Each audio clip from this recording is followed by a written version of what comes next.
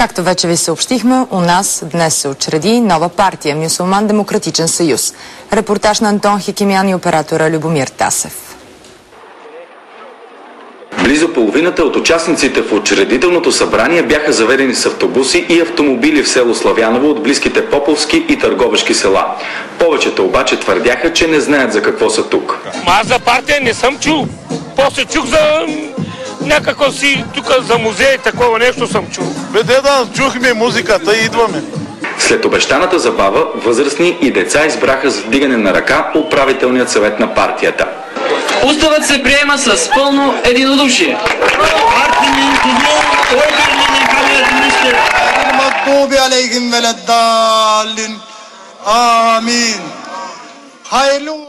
Първата си пресконференция управителният съвет даде на Миндера в клуба на приятелството и братството.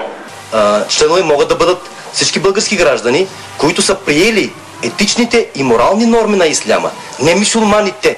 Да, защото ние сме мюсюлманска партия. В България в момента има... Не, в България в момента има 8 партии с думата християнство. Ние нямаме намерение да управляваме, но искаме да сме в управлението. Искаме да има наши представители там. Строителят на паметника на незнания турски войн, загинал по нашите земи, е категоричен, че въпреки разпореждането на РДНСК няма да събори монумента. Разбира се, това е само началото. Ще искаме такива паметници в всички градове. Ще искаме улици, които носят имената на наши герои. Ще искаме площади с техните имена. Ще искаме населени места с техните имена.